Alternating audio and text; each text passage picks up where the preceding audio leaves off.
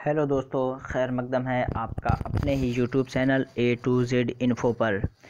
दोस्तों, जैसा कि आप लोगों को पता है कि मैं उर्दू अनुवादक क्वेश्चन सीरीज़ मेरा एक चल रहा है जो अभी तक 25th पार्ट्स हो चुके हैं। आज मेरा ये 26th है और जीके का पोर्शन है। चूँकि आपके उर्दू अनुवादक के जो क्वेश्चंस आएंगे उसमें आपके ग़ालिबन 10 से 12 क्वेश्चन जीके के भी होंगे, तो उन्हीं तमाम बातों को मद्देनज़र रखते हुए मैंने जीके का पोर्शन भी दाखिल कर दिया है। तो 20 पार्ट्स में ग़ालिबन 4 या 3-4 पार्ट्स आपके जीके के भी हो चुके हैं, जो काफ़ी बहुत ही अच्छे क्वेश्चंस हैं। आप देखेंगे तो आपको अंदाज़ा होगा और अच्छा भी रहेगा, चूँकि आप बिहार के पर्सपेक्टिव को जहन में रखते हुए उसे बनाया गया है। तो चलिए क्वेश्चन की तरफ चलते हैं, कम्युनिकेट करते रहेंगे। सवाल नंबर 1 देखते हैं। सवाल नंबर 1 में कहा जा रहा है सुप्रीम कोर्ट के जज बनने वाले बिहारी कौन हैं। यानी ये जितने ऑप्शंस आपके दिए गए हैं सारे के सारे बिहार के हैं। तो इसमें से कौन से ऐसे शख्स हैं जो सुप्रीम कोर्ट के जज रह चुके हैं। तो दोस्तों, अगर आप पहली बार मेरे चैनल पे आए हैं तो चैनल को सब्सक्राइब कर लीजिए, बेल आइकॉन को ज़रूर दबा दीजिए, ताकि उर्दू के हवाले से जो भी वीडियो मैं अपलोड करूँ उसका नोटिफिकेशन आपको सबसे पहले पहुँच जाए। डिस्क्रिप्शन बॉक्स में मैंने अपना टेलीग्राम व्हाट्सएप ग्रुप लिंक दिया है, वहाँ के थ्रू जाके आप मेरे साथ ज्वाइन हो सकते हैं ताकि आपकी तैयारी अच्छी हो सके। और डिस्क्रिप्शन बॉक्स ही में मैंने अपने उर्दू अनुवादक क्वेश्चन सीरीज़ का लिंक दिया है, वहाँ से आप मेरे सारे वीडियोस को देख सकते हैं ताकि आपकी तैयारी अच्छी हो सके। तो सुप्रीम कोर्ट के जज बनने वाले बिहारी कौन है, आपके ऑप्शंस यहाँ पे हैं। भुवनेश्वर प्रसाद सिन्हा 2 में है, राम दयालु सिंह 3 में है, सर गणेश दत्त और 4 में है अब्दुल गफूर। तो दोस्तों, एक कॉपी और पेन लेके आप बैठिए ताकि प्रैक्टिस के तौर पे आप भी इसका आंसर अपने कॉपी में देते जाइए, या वीडियो को रोकिए, या जब तक मैं डिफाइन कर रहा हूँ तो आप इसका आंसर सोच सकते हैं। और लास्ट में ज़रूर बताइएगा प्लीज़ कि आपके कितने क्वेश्चन सही हुए, क्या सेशन आपको अच्छा लग रहा है। अगर अच्छा लग रहा है तो प्लीज़ इसको लाइक कर दीजिए, दोस्तों को शेयर कर दीजिए। अभी जो ग्रुप भी आपके उर्दू पर्सपेक्टिव से बनाए गए हैं, जिसमें उर्दू के हवाले से वीडियोज़ डाले जा रहे हैं, उसमें शेयर कर दीजिए ताकि आपके सारे दोस्त इस वीडियो से फ़ायदा उठा सके। काफ़ी अच्छे क्वेश्चन सिलेक्टेड है, आपके सारे एग्जाम्स में काम आने वाले हैं। तो सवाल नंबर 1 का जो राइट ऑप्शन होगा भुवनेश्वर प्रसाद सिन्हा। तो दोस्तों, ये भुवनेश्वर प्रसाद सिन्हा जो है ये सुप्रीम कोर्ट के जज भी रह चुके हैं और बिहार से ये ताल्लुक़ रखते हैं। तो आप क्वेश्चंस को याद कर लीजिए और मज़ीद इसे आप नोट भी कर सकते हैं ताकि आप रिवीजन कर सकें आसानी से। सवाल नंबर 2 देखते हैं। पटना हाई कोर्ट के पहले खातून चीफ जस्टिस कौन थी। पटना हाई कोर्ट के बारे में पूछा जा रहा है कि वहाँ पे पहले खातून चीफ जस्टिस कौन थी। आपके ऑप्शंस जो यहाँ पे दिए गए हैं, 1 में राजेश्वरी देवी है, 2 में है मंजू प्रकाश, 3 में है जस्टिस मिस रेखा और 4 में है राबड़ी देवी। तो दोस्तों, आपको अगर आंसर पता है तो अपने कॉपी में टिक कर लीजिए, और अगर नहीं पता है तो इसका आंसर सुनिए और फिर जहन नशीन कीजिए, लिखिए, ताकि आपको अगर एग्ज़ाम में देखने को मिले तो आपको दिक्कत ना हो। तो सवाल नंबर 2 का ऑप्शन 3 बिल्कुल इसका करेक्ट हो जाएगा, जस्टिस मिस रेखा, ये आपका बिल्कुल करेक्ट हो जाएगा। तो दोस्तों, राजेश्वरी प्रसाद, मंजू प्रकाश, राबड़ी देवी, ये सारे अफराद किस पोस्ट के होल्डर थे या फिर ये किस ओहदे पर फायज थे ये लोग, तो इनके बारे में मैंने अपने प्रीवियस वीडियोस में जिक्र कर दिया कि इनका पोस्ट क्या था। तो आप जाके प्लीज़ इन सब के पोस्ट को भी देखें ताकि आपकी तैयारी अच्छी हो सके। अगर यहाँ डिफ़ाइन करूँगा तो वीडियो लेंदी हो जाएगी, मैं वीडियो लेंदी होने से बचना चाहता हूँ ताकि आपको थोड़े से वक्त में ज़्यादा मवाद दे सकूँ। तो सवाल नंबर 3 देखते हैं। तो सवाल नंबर 2 का ऑप्शन 3 बिल्कुल करेक्ट हो जाएगा कि जस्टिस मिस रेखा। सवाल नंबर 3 देखते हैं। यौम बिहार कब मनाया जाता है। यौम बिहार कब मनाया जाता है, ये शायद कि मैंने अपने प्रीवियस वीडियो में जिक्र किया, फिर भी रिवीजन के तौर पे इसे डाल दिया हो ताकि आपका रिवीजन हो जाए।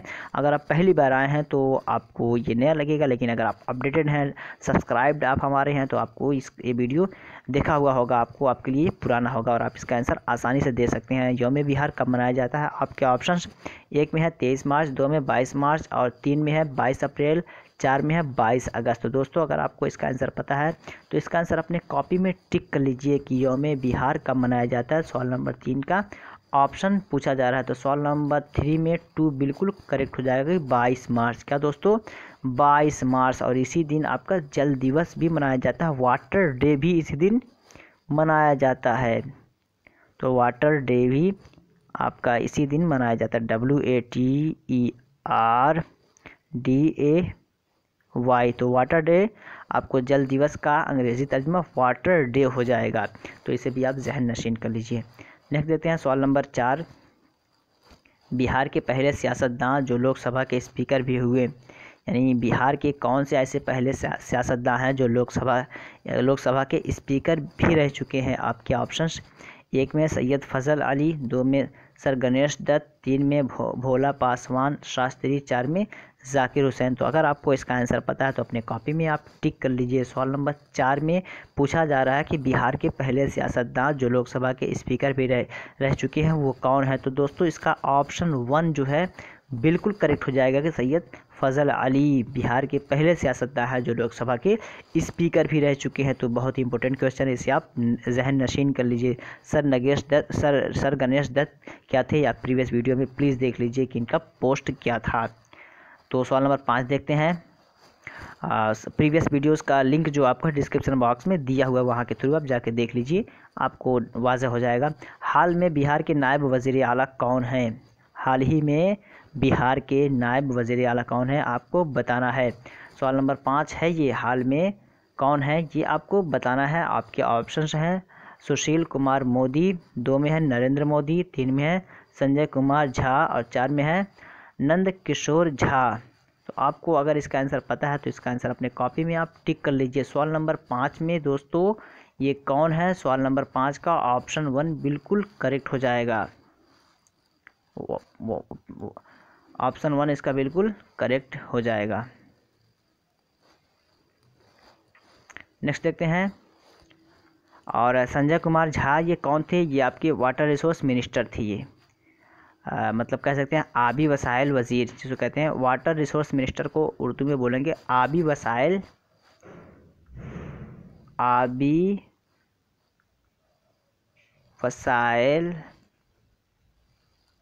वज़ीर। तो आप यहाँ पे जीके के साथ कोशिश कीजिए कि आप अपने मुफरदात में भी इजाफा कीजिए और जुमले के स्ट्रक्चर को भी समझते चलिए, ताकि जीके के साथ साथ आपका लैंग्वेज भी इम्प्रूव होता जाए, जो कि आप क्योंकि इस एग्ज़ाम का मेन मकसद है कि आपके लैंग्वेज को इम्प्रूव कराना। आपका लैंग्वेज अगर इम्प्रूव है तो आप लैंग्वेज ट्रांसलेशन के लिए समझ लीजिए बिल्कुल फिट है। ज़रूरी है कि आपका लैंग्वेज पोर्शन जो हो अच्छा हो, जिसमें आपकी ट्रांसलेशन में मिस्टेक ना करें या फिर ट्रांसलेशन करने में कोई मिस्टेक ना करें। सवाल नंबर 6 देखते हैं। हिंदुस्तान के अव्वल खातून वज़ीर आज़म कौन थी? हिंदुस्तान के अव्वल खातून वज़ीर आज़म कौन थी, यानी who is the first women prime minister of India, ये पूछा जा रहा है आपसे। आपके ऑप्शन यहाँ में है, 1 में मोहतरमा इंदिरा गांधी, 2 में है मोहतरमा मीरा कुमारी, 3 में है सरोजनी नायडू और 4 में है रज़िया सुल्तान। तो अगर ये काफ़ी मतलब बड़े बड़े एग्ज़ाम्स में भी ये आपके क्वेश्चंस देखने को इस तरह के मिलते हैं। तो यहाँ पे क्या आंसर होगा, अगर आपको पता है तो इसका आंसर आप टिक कर सकते हैं। दोस्तों इसका ऑप्शन 1 बिल्कुल करेक्ट हो जाएगा कि मोहतरमा इंदिरा गांधी हिंदुस्तान के अव्वल खातून वज़ीर आज़म आपकी मोहतरमा इंदिरा गांधी थी। तो ऑप्शन 1 इसका बिल्कुल करेक्ट हो जाएगा। नेक्स्ट देखते हैं सवाल नंबर 7। सवाल नंबर 7 में क्या कहा जा रहा है कि बैनुल अक़वामी अदालत में कुल कितने जज हैं? बैनुल अक़वामी अदालत में कुल कितने जज हैं? बैनुल अक़वामी अदालत को इंग्लिश में बोलते हैं UNO, united nation of organisation. इसका फुल फॉर्म क्या है आप नोट कर लीजिए, यूनाइटेड नेशन ऑफ ऑर्गेनाइजेशन। बैनुल अक़वामी international court of justice, international court of justice जो कि नीदरलैंड हीग में है। International court of justice, international court of justice को बोलते हैं बैनुल अक़वामी अदालत। तो ये आपको बताना है कि उसमें कितने जज होते हैं। आपके ऑप्शंस 1 में आपके 10 है और 2 में 15 है, 3 में 5 है और 4 में 20 है। तो कितने जज होते हैं आपको ये बताना है। तो सवाल नंबर 7 में जो आपका होगा ये बिल्कुल आपका ऑप्शन 2 बिल्कुल करेक्ट हो जाएगा। कितने? 15। और आपको बताना है कि कितने इसमें कितने परमानेंट होते हैं या कितने नॉन परमानेंट होते हैं। ये आपके लिए क्वेश्चन है कि प्लीज़ आप कमेंट करके बताइए अगर आपको पता हो कि कितने परमानेंट जज हैं और कितने नॉन परमानेंट जज हैं बैनुल अक़वामी अदालत में। ये आपके लिए क्वेश्चन है। अगर आप वीडियो देख रहे हैं, अगर आपको पता है तो आप प्लीज़ कमेंट करके बताइएगा कि आपके इंटरनेशनल कोर्ट ऑफ जस्टिस में कितने परमानेंट और कितने नॉन परमानेंट जज हैं। नेक्स्ट देखते हैं सवाल नंबर 8। इंग्लैंड का कौमी खेल क्या है? इंग्लैंड का कौमी खेल क्या है आपको ये बताना है। आपके ऑप्शंस 1 में क्रिकेट, 2 में जूडो और 3 में बैडमिंटन, 4 में फुटबॉल। तो इंग्लैंड का कौमी खेल क्या है? आपके ऑप्शंस यहाँ जो दिए गए हैं, तो चूँकि ये क्रिकेट ये आपका इंग्लैंड का कौमी खेल है। कौमी खेल को क्या बोलते हैं? आपको इंग्लिश में बोलेंगे national game, NATIONAL, national game आपका हो जाएगा। तो ये इंग्लैंड का कौमी खेल आपका ये ऑप्शन 1 बिल्कुल करेक्ट हो जाएगा, क्रिकेट है आपका। नेक्स्ट देखते हैं सवाल नंबर 9। सवाल नंबर 9 में क्या कहा जा रहा है? खिलाड़ियों की तादाद किस खेल में ज़्यादा होती है? खिलाड़ियों की तादाद किस खेल में ज़्यादा होती है, आपको ये बताना है। ऑप्शंस आपके हैं, 1 में पोलो, 2 में हॉकी, 3 में रग्बी फुटबॉल और 4 में फुटबॉल। तो दोस्तों किस खेल में खिलाड़ियों की तादाद ज़्यादा होती है, आपको ये बताना है। तो दोस्तों रग्बी फुटबॉल जो है इसमें खिलाड़ियों की तादाद ज़्यादा होती है। इसमें खिलाड़ियों की कुल तादाद होती है 15। कितना दोस्तों? 15 खिलाड़ियों की कुल तादाद होती है। 15 प्लेयर्स इसमें होते हैं। रग्बी फुटबॉल होता कैसे है, तो आप इसको जाके यूट्यूब पे आप सर्च करके भी देख सकते हैं। पूरा स्ट्रक्चर आपको वहाँ पे दिखा दिया जाएगा, डेमो करके वहाँ पे आपको देखा जा सकता देख सकते हैं आप, ताकि आपको पूरी तरह समझ में आ जाए। नेक्स्ट देखते हैं सवाल नंबर 10। सवाल नंबर 9 का आपका ऑप्शन 3 बिल्कुल करेक्ट हो जाएगा। नेक्स्ट देखते हैं सवाल नंबर 10। सवाल नंबर 10 में कहा जा रहा है भारत रकबे के लिहाज से दुनिया में किस मकाम पर है? तो कह सकते हैं कि What is the level of India according the area in the whole country in the whole world? कि भारत रकबे के लिहाज से दुनिया में किस मकाम पर है, ये आपको बताना है। आपके ऑप्शंस 1 में पहला, 2 में पाँचवा, 3 में सातवां और 4 में 10वां। तो भारत का रकबे के लिहाज से कह सकते हैं कि एरिया के हिसाब से, क्षेत्रफल के हिसाब से आपको बताना है कि भारत का मकाम क्या है पूरे दुनिया में। तो सवाल नंबर 10 का जो दोस्तों है वो आपका ऑप्शन 3 क्या है दोस्तों? आपका 7वां है। भारत का रकबे के लिहाज से दुनिया में जो मकाम है वो आपका 7वां है। और आपका पहले नंबर पे जो है वो आपका रूस है। क्या है? रूस। तो पहले नंबर का जो आपका होगा वो आपका रूस होगा और 7वें नंबर पे हमारा भारत है। इसे भी आप जहन नशीन कर लीजिए फर्दर। सवाल नंबर 11 देखते हैं, हिंदुस्तान का कौमी फूल क्या है? कह सकते हैं what is the national flower of India? What is the national flower of India? Hindustan का कौमी फूल आपको बताना है। तो ऑप्शंस आपके कमल, गुलाब, चमेली, गेंदा। तो ऑप्शन 1 जो है इसका बिल्कुल करेक्ट हो जाएगा, यानी कमल। कमल जो है ये हिंदुस्तान का कौमी फूल है, जिसको इंग्लिश में बोलते हैं लोटस, LOTUS। तो लोटस ये आपका बिल्कुल करेक्ट ऑप्शन हो जाएगा कि कमल जो है ये हिंदुस्तान का कौमी फूल है। नेक्स्ट देखते हैं सवाल नंबर 12। किस रियासत का रकबा है मुल्क में अव्वल मकाम पर है? किस रियासत का रकबा? किस रियासत का रकबा यानी इंडिया लेवल पे या फिर हिंदुस्तान लेवल पे पूछा जा रहा है। हिंदुस्तान कहने का मतलब यह है कि हिंदुस्तान का कौन सा ऐसा स्टेट है जिसका रकबे के हिसाब से ज़्यादा वो एरिया वाइज है या फिर वो ज़्यादा ज़मीन के हिसाब से है। ऑप्शंस आपके हैं, 1 में गुजरात, 2 में आसाम, 3 में उत्तर प्रदेश और 4 में राजस्थान। तो सवाल नंबर 12 का अगर आपको आंसर पता है तो आप इसका आंसर दे सकते हैं। बहुत ही आसान है और अक्सर एग्ज़ाम में या फिर कह सकते हैं कि ये जियोग्राफी का बहुत ही इंपॉर्टेंट पोर्शन है, जो कि आपको लैंड के हवाले से पूछा ही जाता है और मुमकिन है कि आपको यहाँ भी आपको उर्दू अनुवादक के एग्ज़ाम में भी ये देखने को मिल जाए। तो किस रियासत का रकबा मुल्क में अव्वल मकाम पर है? तो राजस्थान ये आपका बिल्कुल करेक्ट हो जाएगा कि राजस्थान का जो है रकबा हिंदुस्तान में सबसे ज़्यादा है। लेकिन पॉपुलेशन के अकॉर्डिंग अगर पूछेगा तो आपका क्या हो जाएगा, यहाँ चूँकि यहाँ पे रकबा के हिसाब से पूछा जा रहा है तो रकबा के हिसाब से आपका ऑप्शन 4 बिल्कुल करेक्ट हो जाएगा, जो कि राजस्थान है। आबादी के हिसाब से अगर पूछा जाए तो आपका उत्तर प्रदेश हो जाएगा। क्या होगा? उत्तर प्रदेश। पॉपुलेशन से POPULATION, पॉपुलेशन के हिसाब से अगर पूछ लिया जाएगा। आबादी जिसको कहते हैं उर्दू में आबादी, और इसको हिंदी में बोलते हैं जनसंख्या। क्या दोस्तों?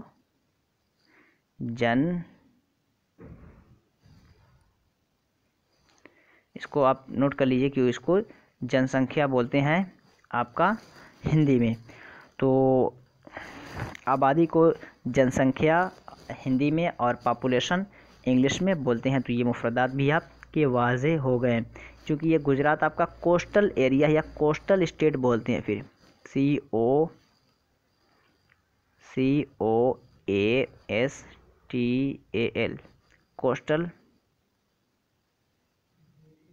कोस्टल स्टेट हम किसे कहते हैं? जो समंदर के किनारे जो भी स्टेट है उसे हम कोस्टल स्टेट बोलते हैं। तो ये आपका गुजरात कोस्टल स्टेट में आ जाएगा। तो दोस्तों ये सवाल नंबर 12 का ऑप्शन 4 बिल्कुल करेक्ट हो जाएगा। नेक्स्ट देखते हैं सवाल नंबर 13। सवाल नंबर 13 में कहा जा रहा है गीत गोविंद किताब के मुसन्निफ कौन है? गीत गोविंद किताब के मुसन्निफ कौन है? आपके ऑप्शंस एक में है जयदेव, दो में वाल्मीकि, और 3 में है कालिदास, और 4 में है चाणक्य।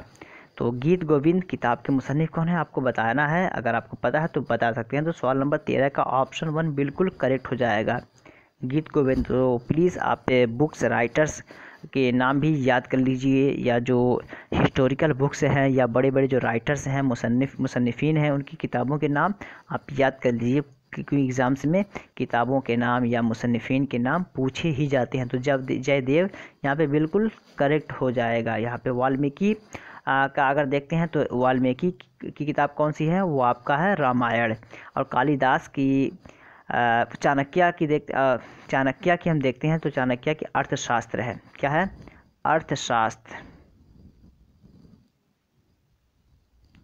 अर्थशास्त्र जो है ये आपका है चाणक्य का। तो इसे भी आप ज़हन-नशीन कर लीजिए, काफ़ी पूछा जाने वाला है। तो सवाल नंबर 13 का ऑप्शन 1 बिल्कुल करेक्ट हो जाएगा। सवाल नंबर 14 देखते हैं बंगाल का तक़सीम कब हुआ?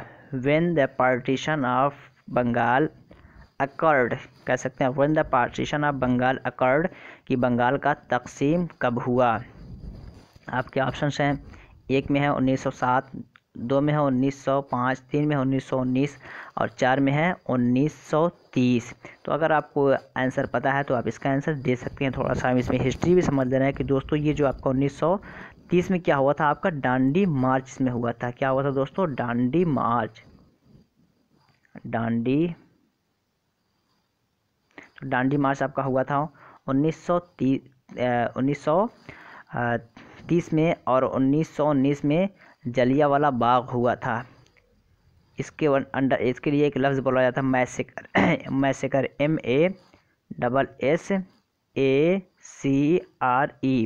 मैसेकर बोला जाता है इसको। इस रिवोल्यूशन को या इसमें जो जंग हुई थी इसको मैसेकर बोलते हैं। इसको उर्दू में बोलते हैं कत्ले आम, क्योंकि इस जलियांवाला बाग में बहुत सारे लोग मारे गए थे, तो इसी वजह से इसको बोलते हैं मैसेकर, और उर्दू में इसको बोलते हैं कत्ले आम। तो बंगाल का जो पार्टीशन हुआ था ये 1905 में आपका हुआ था। ऑप्शन 2 इसका बिल्कुल करेक्ट हो जाएगा कि 1905 में बंगाल का तकसीम हुआ था। नेक्स्ट देखते हैं सवाल नंबर 15, और ये लास्ट होगा आज का, इसी पे इत्तेफाक करेंगे। महात्मा गांधी की पैदाइश कब हुई? तो दोस्तों अगर पहली बार चैनल को देख रहे हैं तो ज़रूर सब्सक्राइब कीजिए चैनल को, बेल आइकन को दबा दीजिए। डिस्क्रिप्शन बॉक्स में टेलीग्राम, व्हाट्सएप ग्रुप लिंक दिया है, और प्रीवियस वीडियोज़ के लिंक दिए गए हैं, वहाँ से आप सारी वीडियोज़ को देखिए, आपको काफ़ी फ़ायदा होगा। दोस्तों को शेयर कीजिए जो भी उर्दू अनुवादक की तैयारी कर रहे हैं, ताकि उनकी भी तैयारी अच्छी हो सके। और लास्ट में ज़रूर बताइए कि आपके कितने क्वेश्चंस अच्छे हुए, क्या ये सेशन आपको कंटिन्यू चाहिए, और इससे फ़ायदा हो रहा है कि नहीं, कमेंट करके बताएं ताकि उसको कंटिन्यू किया जा सके। सवाल नंबर 15 देखते हैं। सवाल नंबर 15 में कहा जा रहा है महात्मा गांधी की पैदाइश कब हुई? सवाल नंबर 15 में महात्मा गांधी की पैदाइश कब हुई? आपके ऑप्शंस यहाँ पे हैं 1859, और 2 में है 1869, 3 में है 1879, और 4 में है 1840। तो अगर आपको आंसर पता है तो बताइए, और ये आंसर तो आपको आना ही चाहिए। बहुत ही मशहूर और फादर ऑफ द नेशन के नाम से भी उन्हें जाना जाता है। तो अगर आपको इसका आंसर पता है तो बताइए। तो दोस्तों 2 अक्टूबर, OCTO 2 अक्टूबर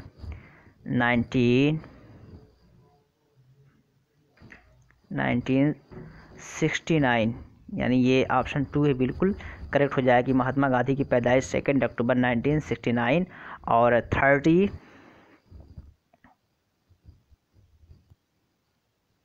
JANUA 30 जनवरी 1948 में इनको मार दिया गया था। तो इनका देहांत कह सकते हैं या इनका कत्ल हो गया था 1948 में। तो तारीख़ पैदाइश इनका क्या है, 2 अक्टूबर 1869 और तारीख़ वफ़ात क्या है, 30 जनवरी 1948। तो दोस्तों इसी फिक्स करते हैं। अगर अच्छा लगा हो सेशन तो लाइक कर दीजिए, कमेंट करके बताइए, और फिर मिलते हैं। इससे पहले भी उर्दू अनुवादक के हवाले जिसमें ट्रांसलेशन पोर्शंस और दीगर पोर्शंस को टच किया गया, उन्हें भी देखिए, इसे भी देखिए। दोस्तों को शेयर कीजिए, फ़ायदा उठाइए, कम्युनिकेटिव वे में देखिए ताकि फ़ायदे हो। चलिए फिर मिलते हैं नेक्स्ट वीडियो में इसी के अगले पार्ट्स के साथ। तब तक के लिए have a nice day, that's all, thank you.